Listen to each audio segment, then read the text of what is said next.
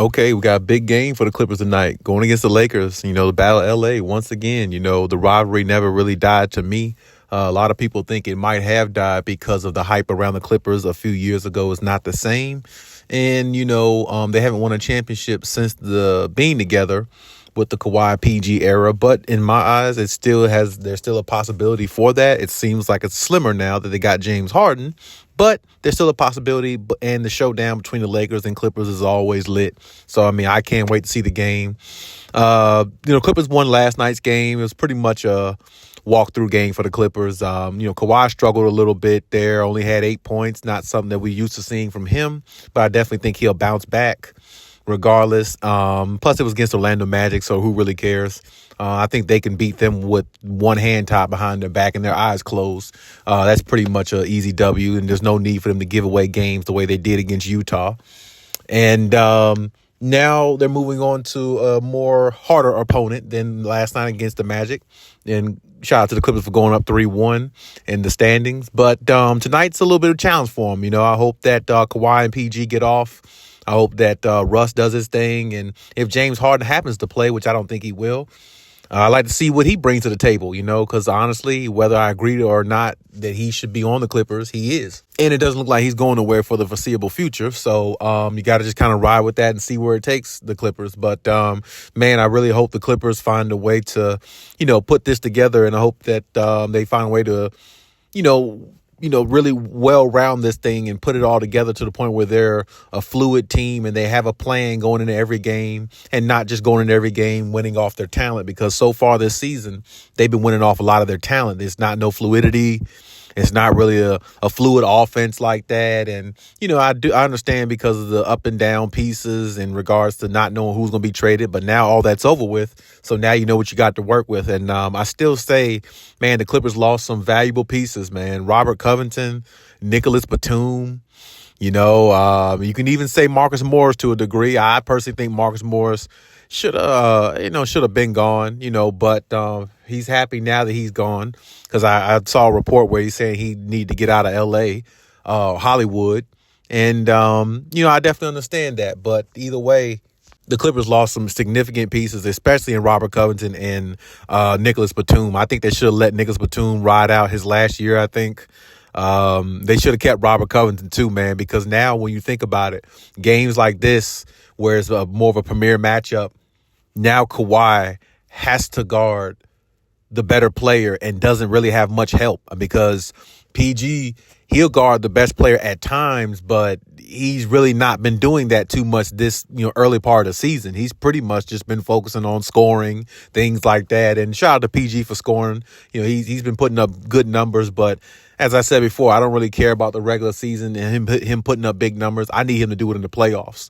And really, that's pretty much where everybody else is. We've seen Paul George have great games. I think he'll have a great game tonight. We've seen him have great games in regular season and been in MVP conversations. But what the hell does that mean if no championship comes out of it? It means nothing. It just means you had a great season that nobody's going to remember years and years from now because it didn't equate to anything. And that's the thing with PG. I need him to just show up in the playoffs. And I know he can.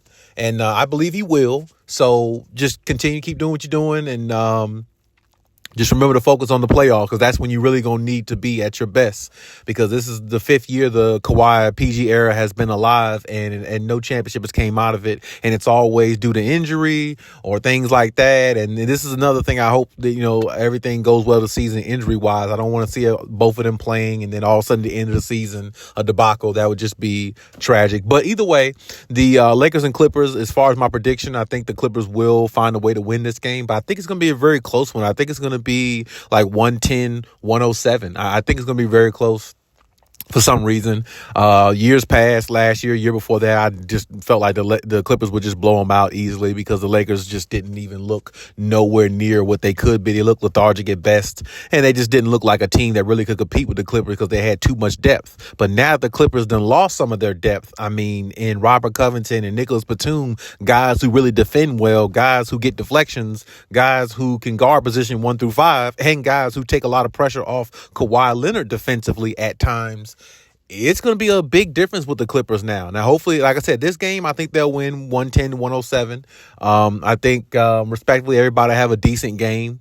But, you know, it's going against the Lakers is always tough because it's a hometown rival and it's the rival for the Clippers. And with that being said, you're always going to get the best of the Lakers. I mean, you could be up 25 points on the Lakers and they'll come back. You could be up 25 points on the Clippers and the Clippers will come back. I mean, I've seen it in games before where neither team has the edge being up by 15, 20 points. I've seen it, so we understand that. We get it. And it might be a nail biter coming down to the end, which is what we want to see.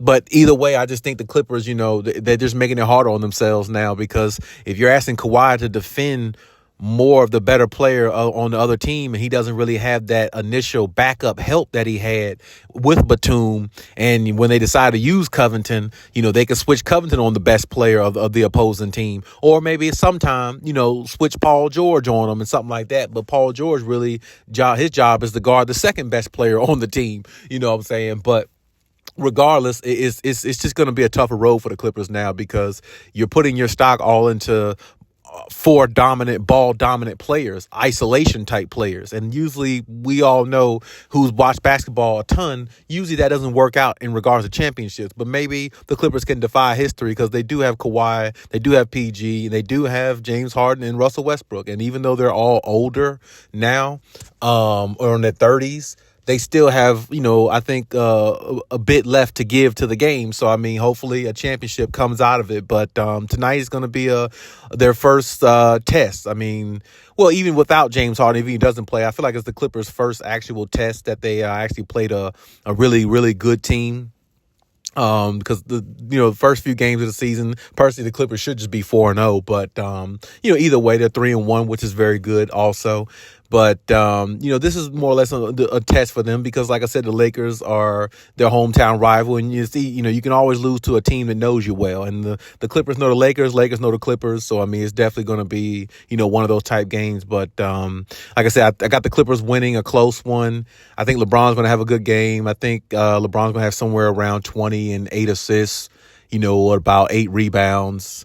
I think Anthony Davis might have, around the same, about 22 and like 10 rebounds, maybe 1 or 2 assists, maybe 1 or 2 blocks. I feel like, Kawhi might come out with about a 25 point effort, something like that. PG, 25 point effort, somewhere in there. A lot of times PG actually goes off against the Lakers. So, I mean, he might actually have a really good game against the Lakers specifically. But either way, the Clippers, I believe they'll come out with a victory, but hopefully long-term, the Clippers don't suffer long-term because, like I said, losing those two pieces that I named, absent of Marcus Morris, because, like I said, Marcus Morris was so up and down to me. Nicholas Batum and Robert Covington is huge losses for them because that's length, that's defense, and that's knockdown shooting at a 37 to 40% clip from the three-point line.